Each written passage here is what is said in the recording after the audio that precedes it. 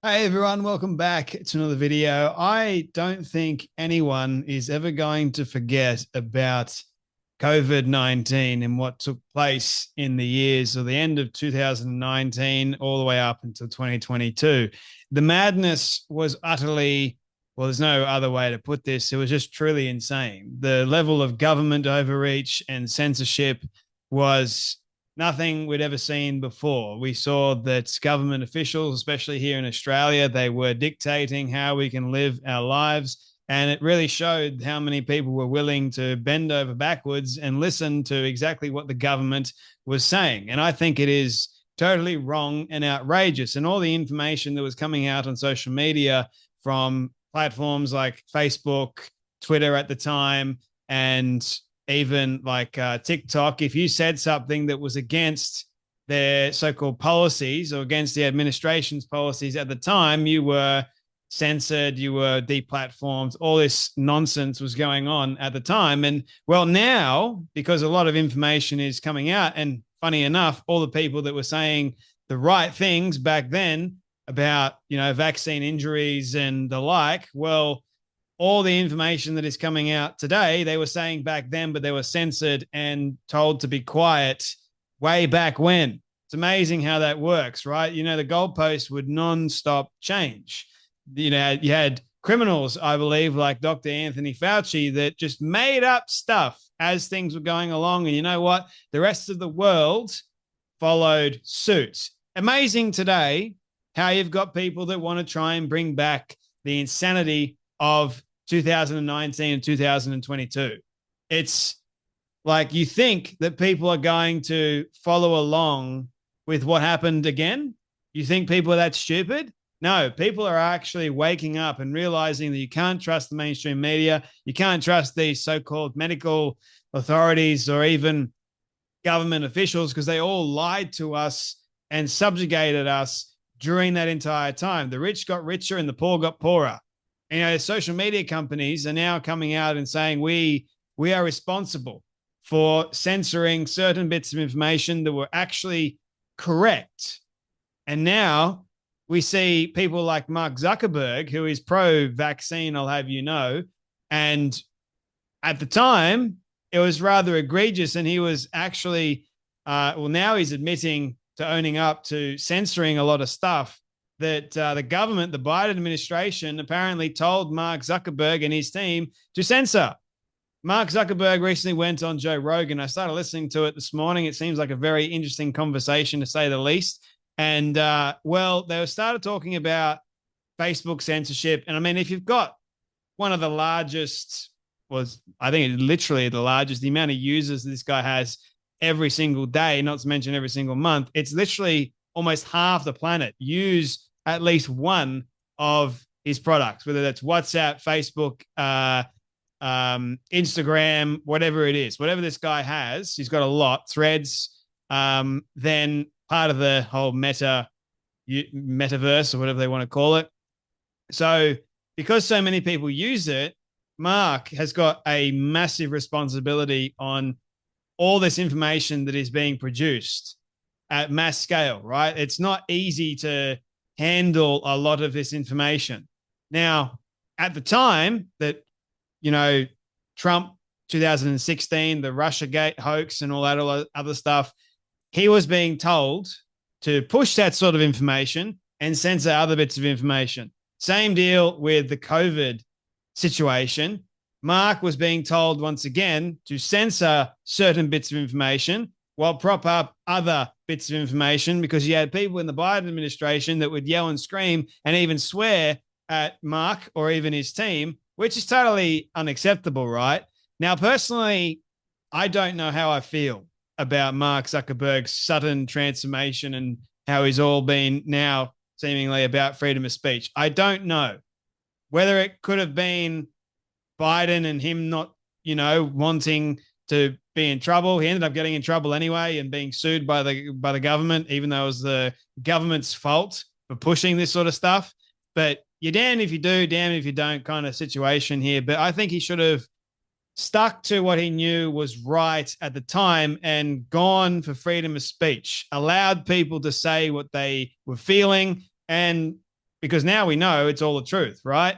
So have a watch of Mark share to Joe Rogan exactly what happened in the Biden administration pressuring Facebook to censor posts on vaccine side effects. Have a watch. So at the beginning, it kind of seemed like, okay, we should give a little bit of deference to the government and the health authorities on how we should play this. But when it went from, 2 weeks to flatten the curve to, and like in the beginning, it was like, okay, there aren't enough masks. Masks aren't that important. To then it's like, oh no, you have to wear a mask. And, everything was shifting around. It just became very difficult to kind of follow. And this really hit the most extreme, I'd say, during the Biden administration when they were trying to roll out the vaccine program. And I'm generally pretty pro rolling out vaccines. I think on balance, the vaccines are more positive than negative. But I think that while they're trying to push that program, they also tried to censor anyone who was basically arguing against it. And they pushed us super hard to take down things that were honestly were true, right? I mean, they basically pushed us and said, anything that says that vaccines might have side effects, you basically need to take down. And I was just like, well, we're not going to do that. We're clearly not going to do that. I mean, that is kind of inarguably true. Who is they? Who's telling you to take down things that it was talk about vaccine side effects? It was people in the Biden administration. When you say you're more pro the vaccines and you say they do more good than harm, I have to butt in there and disagree, because so many people I'm starting to see have got adverse side effects to the COVID vaccine. That is actual truth, right? So many people are dropping dead. So many people are not recovering as well. It's like we're all these guinea pigs for this experimental drug that we were forced to inject into our bodies. If you didn't, then you would be labeled as an anti-vaxxer, or you weren't doing a job. Especially here in Australia, we had Melbourne, which was the worst. They locked down city, mask up, draconian laws, and you name it. People were going to prison, which are now being let go from, court, and just things like that you never thought would ever happen, especially in a democratic society.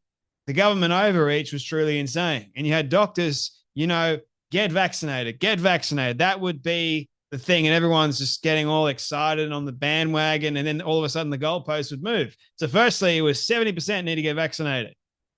Okay, we got 70%. Now all of a sudden it's 80%, then 90%. So if you have 90%, you can get your freedoms back. How outrageous is that? Now, Mark is saying the vaccine has more positives than negatives, and I have to wholeheartedly disagree, because we know now science has shown us that the adverse effects coming from all the vaccines, and a couple of them have actually been pulled, I'll have you know. So what does that tell you? An experimental drug was pumped into millions of people around the world. And you got people now that are still walking around with masks, thinking that the masks actually work. They do nothing. So all of a sudden you think the virus has gotten to the point where it can tell if you've got the mask on or off. It can tell if you've got the mask down and you're drinking something for 5 seconds. So all of a sudden just jumps into your airways. That's how ridiculous these dingbats were actually sounding when it was during the whole COVID situation. And you had people like Mark that would censor people that would point out logical things. It made absolutely no sense. It was annoying. It frustrated the living hell out of me. And a lot of people were depressed. They were miserable. They had no idea. And the aftermath of that, we are still feeling to this very day.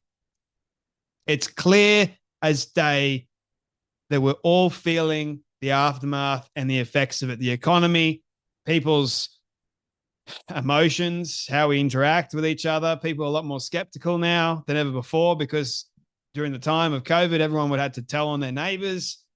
It's truly absurd, if you ask me. Really absurd. And to have Mark go on Joe Rogan and admit that this was what we did, oh, it was wrong, we're doing it now, But back then, we weren't going to admit it. And I think this is the Trump effect, to be honest with you. I really do. It's amazing to me how people like this can get away with it at the time and still get away with it now, as it seems, and have no accountability whatsoever. None. He came out with a statement not that long ago, and I gave him the benefit of the doubt. And now he's just coming out even more. But I think there needs to be more accountability had for people that during that time especially just censored the truth. Whether it was pressured from Biden, stand your ground, mate. You even said in the Joe Rogan, like, if you have your time in court, the court is fair and you're winning in court. So if you knew that back then, hey, stick to your guns. Show a little bit of courage. You know, it's not that hard, especially if you're a major social media platform and company. You got enough to take them to court. Take the government to court. See how it goes. Anyway, Biden's gone soon. So that's a positive thing. And we've got Trump back in. Hallelujah. Anyway, you guys take care. Be blessed. And I'll see you all in the next video.